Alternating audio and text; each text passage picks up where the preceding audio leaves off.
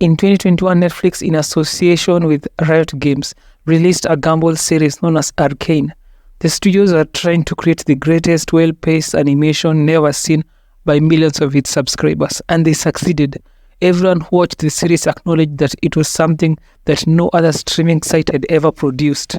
Netflix had set a benchmark that all the other small, insignificant, and popular, lowly subscribed streaming sites had to follow. An example of the small, insignificant streaming sites in no correct order would have to be Paramount Plus, HBO Max, HBO Min, Stars, Showmax. There are just a lot of mediocre, failing, silly, and entertaining, waiting to be sold or shut down streaming sites. Most of the streaming platforms are having a hard time replicating the type of animation of Arcane.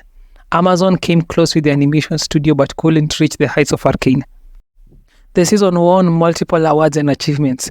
Most notably, it won an Emmy for Outstanding Animation Program. Although the public thinks that the movie awards are useless and insignificant, I disagree. It is good to be recognized by the voters. Lack of recognition means your series needs to be cancelled or an indication that the directing team needs to be replaced. The Arcane series also broke streaming viewership records as it released to their animation not in one country but in 52 countries. The strength of Netflix is that it is up and running in most and multiple countries. This makes their hit shows classics. The series was received very well that they announced season 2 will be its last season of the franchise.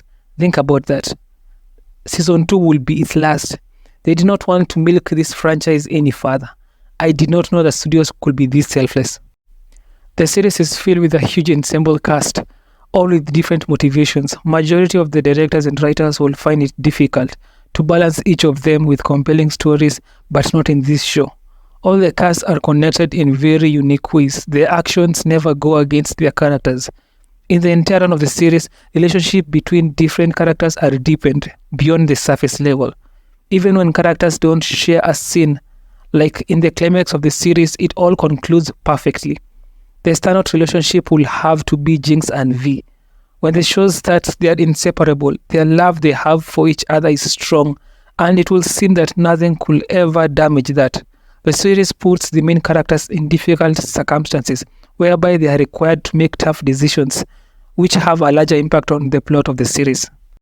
The sisters are the driving force of the entire series, all of them very different but alike in so many ways. They are characters that push the story forward by their actions, and not being pushed by the plot. The series is always finding creative ways to change and redefine the relationship through a series of entertaining and memorable scenes. This applies to all the relationships in the series. Due to a well-established relationship among different characters, the audiences develop emotional attachments to each and every one of them. The series also excels in death scenes. They are written very well. There are no boring anticlimactic death scenes, especially with the characters that most fans care about. The characters die in a way that subverts the audience's expectations. Main characters are not exempted from this. Anyone in the series can die at any time. It doesn't matter if it's a soldier, an intelligent scientist, a powerful leader, a warrior, a single mother, a drunkard, a watchman, a villain, innocent civilians, it doesn't matter. Jinx, who is the main character of the series, needs to be given her flowers. She creates the best scenes in the entire series. The way she kills people is very entertaining. She has no empathy, just a stone-cold killer. If death scenes turn you on, then I recommend watching the series. You will have such an amazing time. What is great about the death scenes is that it is usually followed up by an amazing soundtracks. Alex Siva, an amazing composer / crazy psycho who thinks of hurting people, was in charge of the music. Even in death, a lot of emotions, regrets, and pain is exemplified by whoever is dying. Major deaths are heartfelt. To be at least critical of the death scenes, in some instances, major characters survive death as if they have magical healing abilities. Jinx will have to be an example of this. She survives being stabbed, falling from high places, explosions, which makes the series lack some level of logic. Characters that die are the ones whose stories could have been fun to explore. Main characters survive deaths after the movie has shown otherwise. Shows the inability of the writers to take risks. There are also characters who prolong their welcome. The series spends a long period of time focusing on them, which distract from the overall story they are trying to tell. I can rant about all entertaining character adventures and story arcs.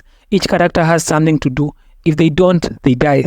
There are characters whose personality are not at all impressive in the beginning, but through the course of the series, the characters get more gravitas and personality that makes them unique. The character arc is always changing, driven by memorable scenes. The places in the series are beautiful to look at. Every set is unique that tells a different story about people inhabiting them. The story focuses mainly on two places that are very different from each other. The utopian city of Piltover is used to explain the habits of the rich and powerful. It is beautiful with an amazing scenery.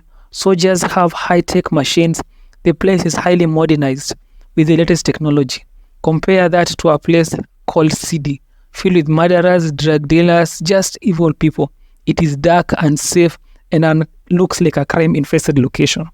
Themes are handled brilliantly. The series explores the dangers of inventions. This is better exemplified by a character called Jace, a scientist who makes high-tech gadgets that are used to hurt innocent people. Although his intentions is pure, he wanted to build a different world. He knew that his inventions will come at a cost but did not care. The question for the audience is if the masses should embrace introduction of new inventions with openness without knowing the consequences. The series explores the threats of change against maintaining the status quo. Change brings uncertainty and chaos, while the status quo, on the other hand, leads to rot as well as lack of improvement on the fields of an existing system. The audiences have to ponder and think about the different themes facing different characters. The series will be ending this year in November with unanswered questions by its fans. Will Jinx and Vi fix the relationship? Will Caitlyn forgive Jinx for killing her mother? Will Jinx save her home from the readers with power who want to destroy it? Will this be a redemption story for Jinx?